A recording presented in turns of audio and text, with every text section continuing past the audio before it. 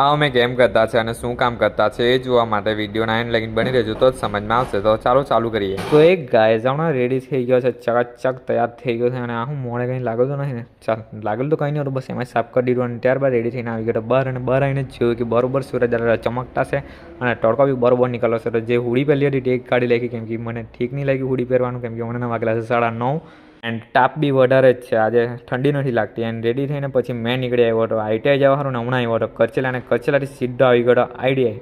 And આ ભાવે શું આઈટીઆઈની તિજોરીમાં મૂળો હાથ મારવાનું એવું લાગતું છે. ના એવું કંઈ નથી, હાથ એવું કંઈ મારવાનું નથી. સરે આ કુંડી લાગતી નહીં હતી તો તે કીધું હતું કુંડી કાઢી નાખો એન્ડ પછી પાછા હોલ પાડીને પાછા ફિટ કરીએ. ત્યારબાદ આ ડોક્યુમેન્ટ સરને મેં જમા કરાવેલું હતું, તે મને પાછું આપી દીધું હતું, ફોર્મ ભરાઈ ગયું એટલે. અને તે મૂકી દીધું બેગમાં, અને બેગમાં મૂકીને પછી આવી ગયો ભાવેશની હેલ્પ કરવા સારું. અને રીધમ બી આવી ગયા છે આપણા ભાઈ. એન્ડ આજે તો અમે 3 જ જણ છે. તો પહેલાં તો આ સરે કીધું હતું તે કરીએ. કુંડી બરાબર લાગતી નથી તો એને કાઢવાની છે અને પાછી ફિટ કરવાની છે, હોલ પાડવાના છે. ચાલ કુંડી તો કાઢી નાખી છે, હવે પાડવાના છે હોલ. તો એના સારું બોર્ડમાં ડ્રીલ મશીનનો પ્લોક તો મૂકી દીધો છે, પણ સ્વિચ પાડવાથી આ ઓન નહીં થતું. કેમ કે કરચેલા અને વાસ્કોમાં મૂકેલો છે પાવર કટ, અને એને કારણે આજે થવાથી રહ્યું. એન્ડ પછી આ અમારું પ્રોજેક્ટ હતું, એમાં ફાઇન મારવાની બાકી જ હતી. તો એ ફાઇન મારવા આવી ગયા હતા અમે વર્કશોપ વેલ્ડરમાં. અને ટાણ આવીને પછી અમે અમારું વર્ક કરવા લાગ્યા હતા. રીતમ એની ફાઇન મારતો છે, ભાવેશ એની ફાઇન મારતો છે, અને મેં લાગ્યો બરોબર ફાઇન મારવા હતું. એન્ડ પ્રોનાઉન્સમાં કંઈ ભૂલ થઈ ગઈ તો ભૂલ ચૂક મને માફ કરી દેજો, હે ને. અને તે ફાઇન માર્યા બાદ મારે તો રાઈટ એંગલથી માપી બી લીધું, મટીરિયલ વધારે નીકળતું નહીં, એકદમ મસ્ત ફાઇન થઈ ગઈ છે. અને ભાવેશે બી એની કરી નાખ્યું છે અને રીધમ એનું કરતો છે.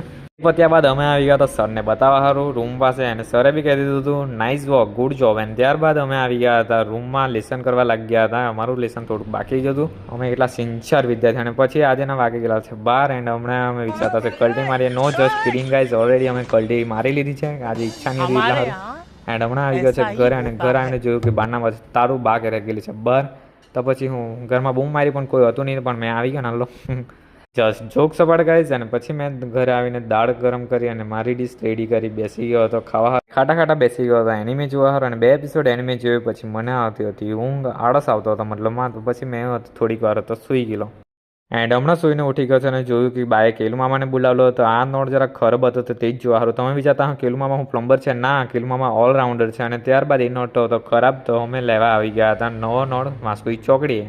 એન્ડ 2 નોટ લઈ અમે નીકળી ગયા હતા ઘરે જવા સારું. અને 2 કેમ લીધા તો 1 નોટ બેકઅપ સારું લીધો હતો. અને અમે જતા હતા ઘરે તો હમણાંનો ટાઈમ થઈ રહ્યો છે કંઈક 5 સવા 5. તો હમણાં ટાઈમ જેવું તો અમે મસ્ત સનસેટ થતો છે તમને બતાવું.